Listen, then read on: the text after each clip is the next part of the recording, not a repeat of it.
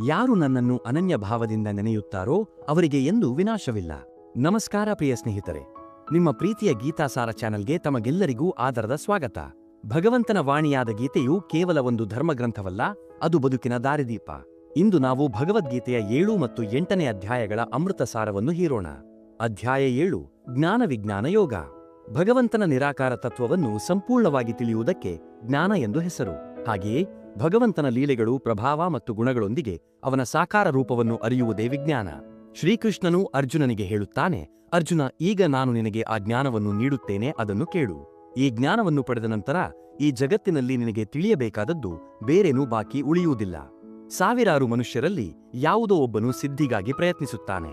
ಹಾಗೆ ಪ್ರಯತ್ನಿಸುವ ಸಾವಿರಾರು ಜನರಲ್ಲಿ ಕೇವಲ ಒಬ್ಬನು ಮಾತ್ರ ನನ್ನನ್ನು ನಿಜವಾಗಿ ಅರಿಯಲು ಶಕ್ತನಾಗುತ್ತಾನೆ. ನನ್ನ ಪ್ರಕೃತಿಯು 8 ವಿಧಗಳಲ್ಲಿ ಹಂಚಿಹೋಗಿದೆ. ಭೂಮಿ, ನೀರು, ಅಗ್ನಿ, ವಾಯು, ಆಕಾಶ, ಮನಸ್ಸು, ಬುದ್ಧಿ ಮತ್ತು ಅಹಂಕಾರ. ಇವು ನನ್ನ ಅಪರಾ ಪ್ರಕೃತಿ, ಅಂದರೆ ಜಡ ಪ್ರಕೃತಿಗಳಾಗಿವೆ.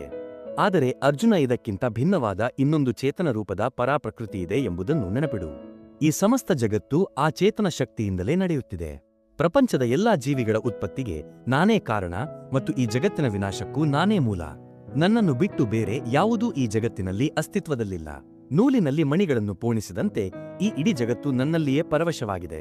ನಾನು ನೀರಿನಲ್ಲಿನ ರುಚಿಯಾಗಿದ್ದೇನೆ, ಸೂರ್ಯ ಮತ್ತು ಚಂದ್ರದಲ್ಲಿನ ಪ್ರಕಾಶವಾಗಿದ್ದೇನೆ. ವೇದಗಳ ಸಾರವಾದ ಓಂಕಾರ ನಾನೇ.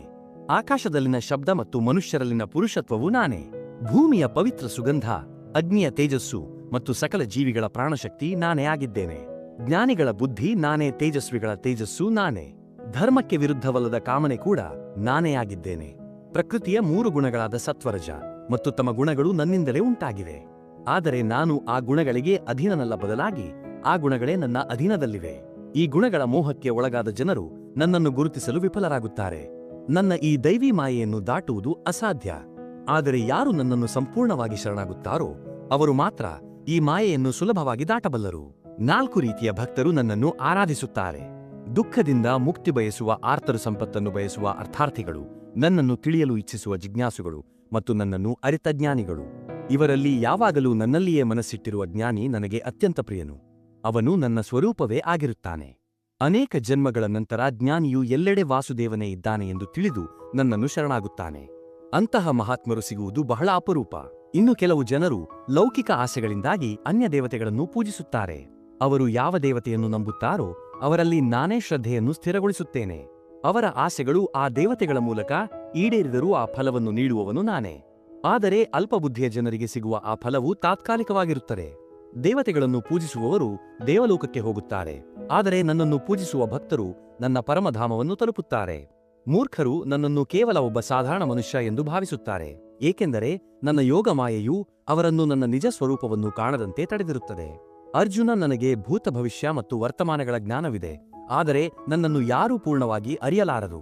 ರಾಗದ್ವೇಷಗಳಿಂದ ಮುಕ್ತರಾಗಿ ಪುಣ್ಯಕರ್ಮಗಳನ್ನು ಮಾಡಿದವರು ಮಾತ್ರ ಸಂಶಯಗಳಿಲ್ಲದೆ ನನ್ನನ್ನು ಭಜಿಸುತ್ತಾರೆ. ಯಾರು ಮುಪ್ಪು ಮತ್ತು ಮರಣದಿಂದ ಮುಕ್ತಿ ಪಡೆಯಲು ನನ್ನ ಆಶ್ರಯ ಪಡೆಯುತ್ತಾರೋ ಅವರು ಆ ಬ್ರಹ್ಮನನ್ನು, ಅಧ್ಯಾತ್ಮವನ್ನು ಮತ್ತು ಸಮಸ್ತ ಕರ್ಮಗಳನ್ನು ತಿಳಿಯುತ್ತಾರೆ. ಅಧ್ಯಾಯ 8 ಅಕ್ಷರ ಬ್ರಹ್ಮಯೋಗ. ಇಲ್ಲಿ ಅರ್ಜುನನು ಶ್ರೀಕೃಷ್ಣನಿಗೆ 7 ಪ್ರಶ್ನೆಗಳನ್ನು ಕೇಳುತ್ತಾನೆ. ಬ್ರಹ್ಮ ಎಂದರೇನು? ಅಧ್ಯಾತ್ಮ ಎಂದರೇನು? ಕರ್ಮ ಯಾವುದು? ಅಧಿಭೂತ, ಅಧಿದೈವ ಮತ್ತು ಅಧಿಯಜ್ಞ ಎಂದರೇನು? ಮತ್ತು ಮರಣದ ಸಮಯದಲ್ಲಿ ನಿನ್ನನ್ನು ತಿಳಿಯುವುದು ಹೇಗೆ ಎಂದು ಕೇಳುತ್ತಾನೆ. ಭಗವಂತನು ಉತ್ತರಿಸುತ್ತಾನೆ, ಯಾವುದಕ್ಕೆ ವಿನಾಶವಿಲ್ಲವೋ ಅದುವೇ ಪರಬ್ರಹ್ಮ.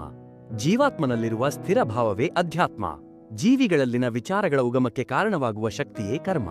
ಬದಲಾಗುತ್ತಿರುವ ಪ್ರಕೃತಿಯೇ ಅಧಿಭೂತ. ಸಮಸ್ತ ದೇವತೆಗಳ ಮೂಲವೇ ಅಧಿದೈವ ಮತ್ತು ಪ್ರತಿ ದೇಹದ ಹೃದಯದಲ್ಲಿ ನೆಲೆಸಿರುವ ನಾನೇ ಅಧಿಯಜ್ಞ.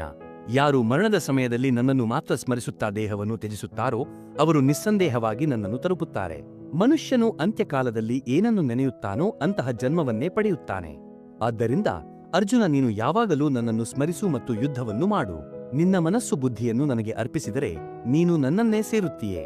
ಮನುಷ್ಯನು ಎಲ್ಲಾ ದ್ವಾರಗಳನ್ನು ನಿಯಂತ್ರಿಸಿ ಓಂ ಎನ್ನುವ ಏಕಾಕ್ಷರ ಬ್ರಹ್ಮನನ್ನು ಉಚ್ಚರಿಸುತ್ತಾ ನನ್ನನ್ನು ಧ್ಯಾನಿಸಿದರೆ ಅವನು ಪರಮಗತಿಯನ್ನು ಪಡೆಯುತ್ತಾನೆ. ಅರ್ಜುನ, ಬ್ರಹ್ಮಲೋಕದವರೆಗಿನ ಎಲ್ಲಾ ಲೋಕಗಳ ಜೀವಿಗಳು ಹುಟ್ಟು ಸಾವಿನ ಚಕ್ರದಲ್ಲಿ ಸಿಲುಕಿದ್ದಾರೆ, ಆದರೆ ನನ್ನನ್ನು ಸೇರಿದವರಿಗೆ ಪುನರ್ಜನ್ಮವಿಲ್ಲ. ಬ್ರಹ್ಮನ ಒಂದು ಹಗಲು 1000 ಚತುರ್ಯುಗಗಳ ಕಾಲ ಇರುತ್ತದೆ ಮತ್ತು ರಾತ್ರಿಯೂ ಅಷ್ಟೇ ದೀರ್ಘವಾಗಿರುತ್ತದೆ. ಹಗಲು ಪ್ರಾರಂಭವಾದಾಗ ಜೀವಿಗಳು ಪ್ರಕಟವಾಗುತ್ತವೆ, ರಾತ್ರಿ ಬಂದಾಗ ಲಯವಾಗುತ್ತವೆ. ಆದರೆ ಇವೆಲ್ಲಕ್ಕಿಂತ ಮಿಗಿಲಾದ ಅವ್ಯಕ್ತ ಸನಾತನ ಪುರುಷನಿದ್ದಾನೆ, ಅವನು ಎಂದೂ ನಾಶವಾಗದ ಪರಬ್ರಹ್ಮ. ಈ ಜಗತ್ತಿನಿಂದ ನಿರ್ಗಮಿಸಲು 2 ಮಾರ್ಗಗಳಿವೆ. ಒಂದು ಪ್ರಕಾಶದ ಮಾರ್ಗ, ಇನ್ನೊಂದು ಕತ್ತಲೆಯ ಮಾರ್ಗ. ಜ್ಯೋತಿರ್ಮಯವಾದ ಅಗ್ನಿಸೂರ್ಯನ ಪ್ರಕಾಶ ಹಗಲು ಮತ್ತು ಉತ್ತರಾಯಣದ 6 ತಿಂಗಳಲ್ಲಿ ದೇಹ ತ್ಯಜಿಸುವ ಜ್ಞಾನಿಗಳು ಬ್ರಹ್ಮನನ್ನು ಸೇರುತ್ತಾರೆ, ಅವರಿಗೆ ಪುನರ್ಜನ್ಮವಿಲ್ಲ. ಹೊಗೆ ರಾತ್ರಿ ಕೃಷ್ಣ ಪಕ್ಷ ಮತ್ತು ದಕ್ಷಿಣಾಯನದ ಸಮಯದಲ್ಲಿ ಮರಣ ಹೊಂದುವವರು ಚಂದ್ರಲೋಕಕ್ಕೆ ಹೋಗಿ ತಮ್ಮ ಪುಣ್ಯದ ಫಲವನ್ನು ಅನುಭವಿಸಿ ಮತ್ತೆ ಭೂಮಿಗೆ ಮರಳುತ್ತಾರೆ. ಈ 2 ಮಾರ್ಗಗಳನ್ನು ತಿಳಿದಿರುವ ಯೋಗಿಯು ಎಂದಿಗೂ ಮೋಹಕ್ಕೆ ಒಳಗಾಗುವುದಿಲ್ಲ. ಆದ್ದರಿಂದ ಅರ್ಜುನ, ನೀನು ಸದಾ ಯೋಗದಲ್ಲಿ ಸ್ಥಿರನಾಗಿರು.